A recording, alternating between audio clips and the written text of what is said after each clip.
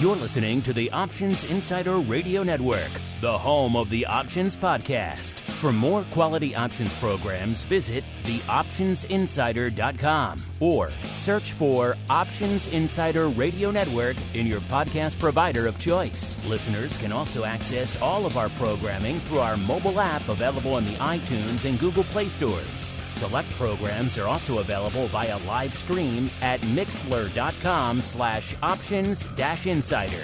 That's mixlr.com/options-insider. Don't forget to follow along with your favorite programs and submit your own questions for the hosts at twitter.com/options, stocktwits.com/options, facebook.com/theoptionsinsider, or via questions at theoptionsinsider.com.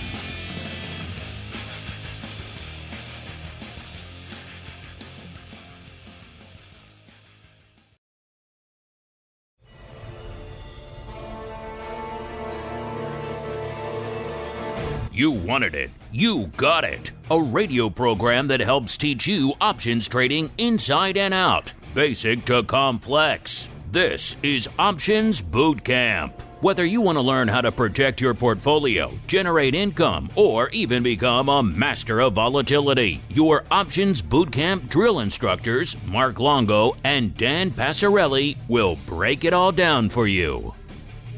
If you trade options, you want to be smart about every decision. So why not choose the smartest platform for your trades? At public.com, you can view upcoming earnings dates directly in the options chain. You can queue and execute multiple orders simultaneously. Easily view contract performance over time. And if you have a question about any stock, you can ask Alpha, their AI for investors. But want to know the smartest part of trading options on Public? Earning rebates on every single contract traded. No other platform provides options trading rebates, and they reduce your trading costs to less than $0 per trade.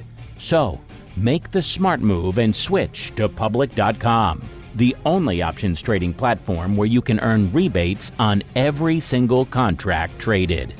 Paid for by Public Investing. Options not suitable for all investors and carry significant risk. Full disclosures in podcast description. U.S. members only. Fall in boot. It's time to get into peak options trading shape. It's time for Options Boot Camp. All right, everybody. That music means we are back. It is time to roll out the red carpet for a little bit of Education Wednesday, because it's time for Options Boot Camp, the premier options educational program. My name, of course, Mark Longo from theoptionsinsider.com, as well as from the network upon which all of you folks are just binging. Go ahead, binge away. There's more bandwidth where that came from. Dan happily pays for all of it for you folks. So go ahead. Drain his pockets. We're okay with that. Hope you're having a good trading week out there. Of course, right, recording as we are wont to do these days a lot, it seems like, on another Fed day. So we'll see maybe if the Fed can add a little juice to what's popping off out there, and already just an explosive upside day in the markets. But enough about day-to-day trading stuff. Of course, I know a lot of you come to this show weeks, months, even many years down the road. So let's get into all of that goodness. Of course, if you want more goodness in your lives, make sure you've listened to Boot Camp, that you've upgraded to the full network. Wherever you get this podcast, it's available just about everywhere the sun shines these days. And of course, if you want more in your lives, you want to join us for, let's say, the awesome pro Q&A we had yesterday with our buddy Mr. Dr. Vix, a.k.a. Mr. Russell Rhodes, who disclosed some new research he has on unusual activity and weekend trading and everything else, just for our members, as well as tackled a whole bunch of your vol-related questions. If you like that kind of thing, if you like asking questions of people like that, plus, of course, you like a little bit of unusual activity sprinkled into your week as well. And today is the last day of July, so your last day to get in, get your name in the hat for the July Pro Trading Crate. Only one place to go to do all of that, theoptionsinsider.com/pro. Or for you cool kids listening, yes, you, not the guy behind you, /secret club. That also works. And of course, if you like what you hear, throw a like, a star, a comment. All that does help. Like this week's 5-star review comes from Anthony. He says, just bring us more. Exclamation point. All right, well, we will endeavor to do just that for you, Anthony. Thank you for taking the time out of your day to rate and review us as I welcome on the black-hatted one himself, a.k.a. the guy who's paying for all the bandwidth for you guys to keep listening to OBC for all these years and many years to come. Mr. Dan Passarelli from Market Taker Mentoring. Mr. P, what a generous soul you are, sir. Thank you very much. I'll expect your check post-haste. Oh, I've been wondering where all my money's gone lately. Why am I broke? That's why. Yeah, man, we've got a couple of good shows here planned, and I'm looking forward to it. Let's get this party started. Up, I hear some beeping. Dan's trading as we're doing the show, listeners, so you know it's going to be an excellent show. When Dan's slinging contracts hot and heavy as we get right on into a little bit of the old options drills. Holy mooch!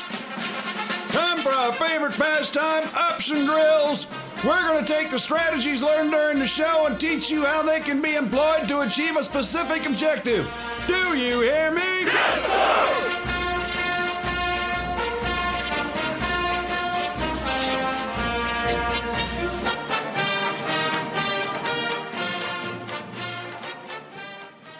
Gotta love that music every day, just like 4th of July here on the old Options Bootcamp. Welcome to some options drills, of course, the portion of the show where we break down an option concept or technique or strategy in a little bit more detail and explain how you can utilize it really in your portfolios and maybe how some of the pros like to use them as well. By the way, I neglected to mention at the top of the show, this is a doubleheader. So if you're joining us live via the Pro, A, welcome, and B, you're going to get 2 episodes in your ear holes today. All you on-demand folks will have to wait for episode 2 to hit next week. But options drills, Dan, a lot of topics we could talk about out here, but this one kind of resonated to me. We hit on it. I think it might have been your question of the week last week. Might have been a listener question. I lose track. So many questions come flying fast and furious at us these days. But we got to the topic of broken wing butterflies. And it got me thinking, you know, we've done flies many times here on the network and probably are due for revisiting those as well. But we thought it might be a good time to go a little bit deeper with the old broken wing fly. So Dan, you were talking about these last week. Let's play a little word association again. When I say broken wing fly, sir, what leaps to mind? Why do you love them and or hate them? Some controversy, I would say, and misunderstanding. These are some words that come to mind. Controversies and misunderstandings. Oh, so it sounds like we're in for a heated debate over all things broken wing flies. So you hate them all, is that what you're saying? Anyone who uses them is a licensed idiot, is that what you're saying? No, I mean, if you're setting this up for a fierce debate, you're going to be sadly disappointed. Because I don't love or hate them. I think that they're very misused. They serve a very specific purpose, and that's it. But people try and use them for other things that don't really make any sense, I think. All right, well then let's get to them, listeners. What the heck are we talking about? Broken wing flies. I said we're overdue for a little butterfly refresher, so let's start there. I know new people are listening all the time, and they might be saying, what the hell is a butterfly? So if you're that new, A, welcome. B, you're not alone. There's many of you joining the network and indeed the world of options every day. Just look at the volume numbers out there. So let's get to a little bit of fly action, shall we? The butterfly. I like to talk flies from the long side, so debit flies, effectively buying one, selling 2, and then buying one. I know Dan likes a little bit more the dark side, selling one typically, buying 2, and then selling 1. So we'll get to that viewpoint in a second as well. But let's set up the traditional butterfly, the use case most people come to the dance for that are going to at least start trading flies for before maybe they elevate or graduate to the dark side, which is the kind of debit fly, your long fly. So XYZ trading at $50. Everyone loves XYZ. We've all made and lost fortunes in XYZ. Maybe you think the stock's going to rally over the next month. You look at the options chain, you see the XYZ at the money call, 50 call, trading for $3. You're like, yeah, you know, I could buy that. $3, break even at 53. I understand that logically. But that seems a little rich. And also, maybe I don't think the stock's really due for that huge of a move. So if it only gets to around 53, I'm really just breaking even on this trade. What else can I do? What else can I do out there? So you look farther up the options chain and you say, you know what? The 55 call in our example is trading for half that price, $1.50. And now you say to yourself, well, interesting. I could buy that vertical, buy one, sell one. Now I get that vertical on, a $5 vertical for $1.50. That's not bad. I could go crazy cakes and I could sell 2 of those 55s. And now I've bought one call for $3, sold 2 for net $3. So now my outlay is 0. How awesome is that?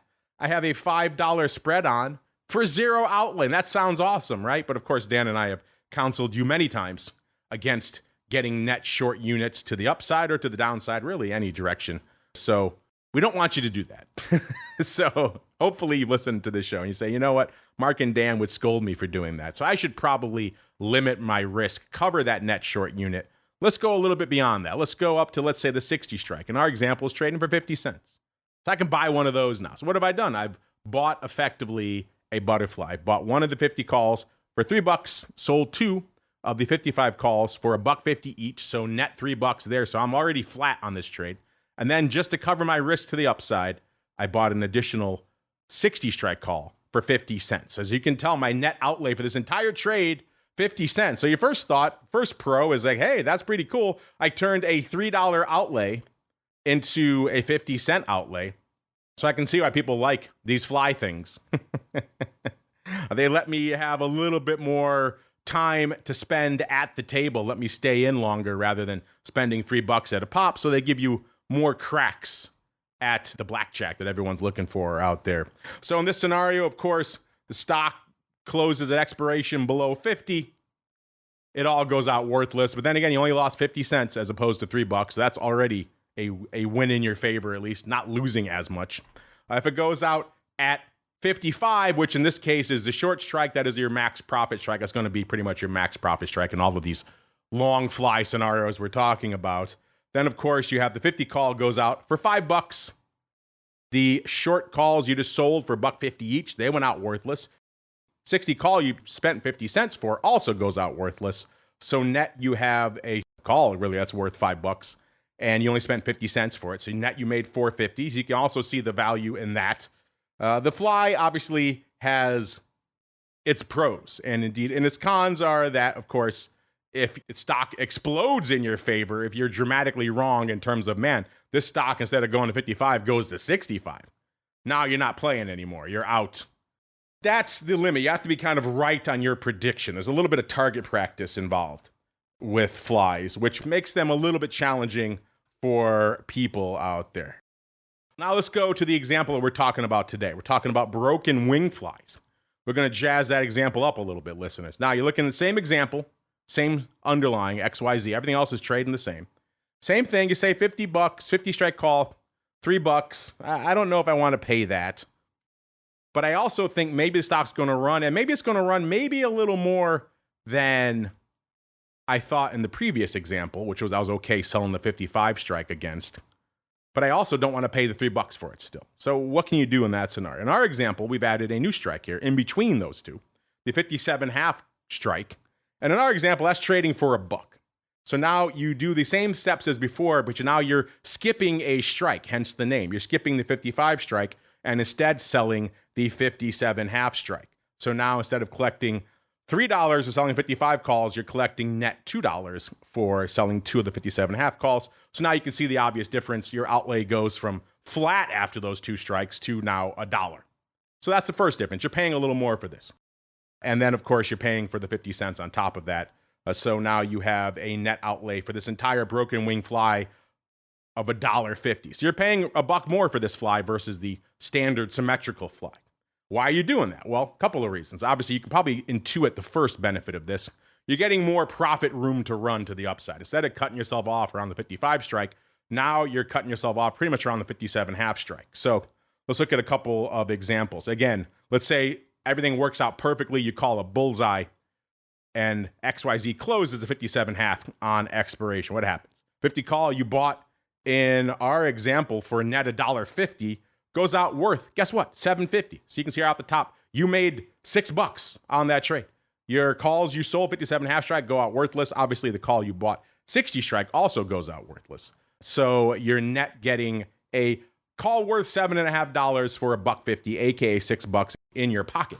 So obviously, you could see the value of that right there. It's costing you a little more to play, so a little bit more skin in the game. But on the plus side, you can make more money as a result. So again, this is an equation everyone has to do for themselves in terms of, is it worth the extra room to run and the extra outlay, or do I rather have the more easily maybe to understand and standardized symmetrical kind of fly? Dan, let's start there. You mentioned at the top of the show you think these are controversial. When do you like to use a broken wing fly, and how do you like to set them up? And also, when do you not like to use a broken wing fly? Well, my main use case for broken wing flies has nothing to do with what you just said. My main use case is when I want to put on a butterfly, but maybe the stock is at, some sort of key level, like 100 or 50 or 200, which are often levels where the strike increments change. Maybe they're $1 increments below 100, but they're $1.50 or 200 above 100. So in those scenarios, when I want to put on a regular butterfly, but the strikes that I want to use just don't exist, then I get forced into using a broken wing butterfly. And to me, that's the most common use, because I would say it is pretty seldom when I can make sense out of looking at a P&L, diagram of a broken wing butterfly and say, yes, this is exactly the risk reward I want. Usually I feel like it doesn't make any sense. I feel like there's usually a better way to trade it than accept a whole bunch more downside risk or upside risk, as it were, and then, maybe barely making anything if it goes the other way, or, I have a hard time seeing the use case for a broken wing butterfly most of the time. Sometimes it fits like a glove, but most of the time, no. And it's funny because you and I come at butterflies from two diametrically opposite viewpoints, which is funny because I can't remember the last time I did a short or a credit fly. I see the use case for them. They're great. And maybe in some near data stuff, which maybe we'll talk about on a future show, maybe that might be an interesting discussion.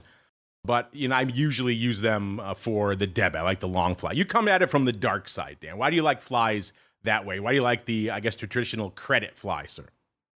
Are you saying buying the guts and selling the wings? That's what I'm saying, yes. I actually don't. like those. Usually I think that there's not a good use case for those either, because basically what it is it's a straddle, but you truncate your profit potential. So you have all the problems of a straddle and none of the benefits. I thought traditionally you were a fan of, like, say, the example I just talked about, buying the 50 call, selling two at 55, buying one of the 60. You like it the other way. You like selling one, buying two, like we said, of the guts, and then selling the other wing. But you saying you don't like it that way? No, I do not like it that way. No. Yeah, sorry if there was some confusion, but I don't. If I'm going to use the butterfly, it's going to be the typical retail way, selling the guts, buying the wings. Interesting. You're blowing my mind here, Mr. P. Yeah. I've been doing the show for like a decade, and I just had you written down as a dark side. Because every time you talked about a fly example, I thought it was the other way around. So for you, in your use case, the only reason you see for, call it whatever, broken wing, skip strike, they're two different names for the same thing, by the way, listeners, in case you're confused. Yeah. You might hear these different terms tossed around. But they are the same thing. At the end of the day, you are skipping past a strike. So call it what you will. In your mind, Dan, the only appropriate use case for these is to the long side now, which is surprising me, the debit side. And only when the strike is not available that you want. That's what you're saying? Yeah, selling the guts, buying the wings. And I'm not a big fan of intentionally putting them on so that I accept more risk on one side and less risk on the other side. Every once in a while, sure, that makes sense. But I don't know, call me old fashioned, but I just like the regular old traditional butterflies. You can directionalize them. I feel like if you need more room to one side or another, you can do like a condor or Iron Condor, and control your, directional bias that way, as opposed to just taking on a whole bunch of risk on one side. I don't know. Tell me, what do you think? I mean, are you a fan of intentionally putting on these broken wing butterflies? You diehard old traditionalist, you, sir. I'm going to hang up on you. I'm disgusted by your just stuck in the mud mentality. It's funny. I should actually get a Brian Overby on this show because I like them fine. He loves them. I can't remember the last time he did a traditional butterfly on his show, OPR. So he always intentionally skips strikes every time. So his only use case for a fly is this. So yeah, it's a subjective thing, listeners. Some people love it. I'm like you. I don't need it. I don't have to have it. But occasionally I'll look at the strikes and I'll say, you know what? The symmetrical fly just is not lining up for me right here. There could be a variety of reasons for that, listeners. Let's get into some of those now. The prominent reasons we see people use the broken wing or the skip strike versus the traditional fly. The number one you're going to hear for a lot of people is premium. The way it lines up, they say, if I do this fly, I can get it off for this amount. But you know what? Maybe if I structure it this way, I can get it a little bit better the way I like it. Also, for a lot of people out here these days who are looking at, let's say, a lot of the meme stocks you're looking at, and the call wing is super bid. And now you say, maybe I want to sell something against this. Maybe I want to sell two things against this, but I also don't want, unlimited risk. I'm going to have to buy something farther up the chain in case, the next GameStop or AMC pops off. But you want to get maybe a nice vertical or nice upside bite at the apple without shelling out an arm and a leg. That's a use case where a skip strike fly could actually be useful because you can take advantage of that very, very aggressively bid call skew to push your short call strike much farther out than you would traditionally go, give you a lot more room to run on the upside. And because that call wing is so big, you could still probably get a decent amount for selling those calls and end up making your upside call purchase not as onerous out there. So that's a use case we've seen a lot out there. Again, you have to have the other leg to buy against it because otherwise you could get run over. No net short units here on the show. But that is a use case I've seen people use back in 2021. And again, these days, as we're starting to see some heavy call skews, even in the Russell 2000, an index that was getting bid from a call skew perspective recently. That could have been a use case you could have used out there as well. The other way, I know Brian is always doing skip strike flies, and the use case he always used to set it up for was the at the money straddle. He would look at what they're pricing in. He'd usually do them around earnings too, and he would typically say, okay, here's what the market is pricing in for at the money straddle. That's how much movement they're pricing in. So I am going to structure my fly that way. So I'm going to make my short leg, the guts, the two you're selling, listeners, at wherever the straddle is. Let's say in our example, XYZ trading at $50. Let's say the at the money straddle was $7. So in our example, he wouldn't sell the 55 strike. That would be within the realm of that straddle. Instead, he would skip that strike and go to the next one that lines up better with the at the money straddle, with what the market is actually pricing in. So he would sell the one we chose in our example, the 57 half strike. So there's a variety of reasons why people choose to skip strikes, but they all lead back to the same methodology at the end of the day, which is you're not doing the traditional symmetrical fly 1 by 2 by 1 on all the usual strikes. You're playing with that middle strike a little bit. You're playing with the guts, or as someone was recently saying to me, the thorax. I haven't heard that in forever, but the thorax of the fly. You're moving that thorax around, wiggling that thorax. As a result, you can get some benefit from it. So Dan, what are your thoughts on those? Maybe taking into account the at the money straddle and using that to dictate your guts or your thorax strike. I was like saying thorax. Or maybe, some of these heavy call skew names, trying to take advantage of some of that, give yourself more room to run. What are your thoughts on those use cases for skip strikes? I mean, I don't know about the straddle. I'm having a hard time wrapping my head around that one. I mean, maybe taking advantage of skew, but I mean, here's the thing too. So, but I mean, for me, the thing with butterflies is if I'm going to trade a butterfly, it's going to have less than 10 days until expiration. I feel that if you trade butterflies with more than 10 days, you keep all the risk, but you don't get the reward. By that, I mean, you keep the risk of if the underlying makes a big move either way, you know, if it goes to that part of your P&L diagram, you're out of luck. But if you look at the Greeks, like you make money by theta. If you look at the Greeks of a butterfly with more than 10 days to expiration, there's like no theta. So you have to wait until it gets in that 10-day window, and it still has to be at the money before you can start showing a profit. So I keep them really, really short term. And so therefore, does the skew really matter as much then? No, I don't think so. I mean, it might. You could model it out and take a look, but while the skew gets more extreme as we get in that last week and a half, the options, the out of the money and in the money options have so very little time value that it just really doesn't matter that much. So I don't know. I mean, for me, none of those reasons are really resonating that much.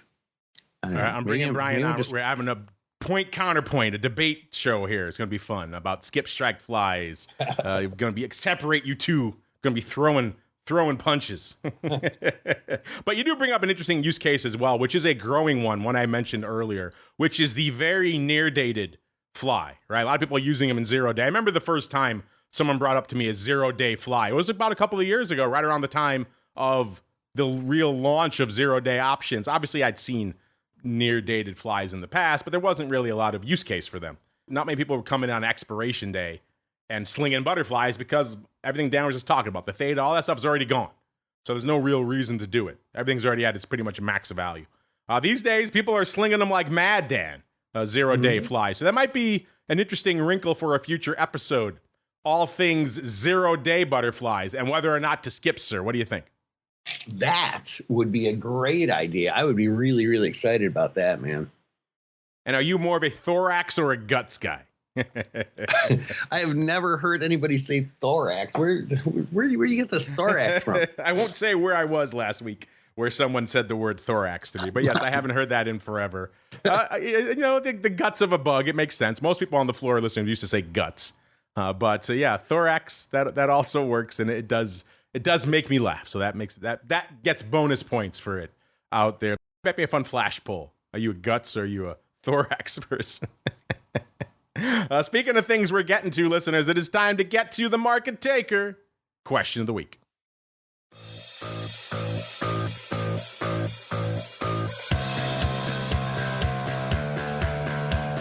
And now, it's the moment you've been waiting for.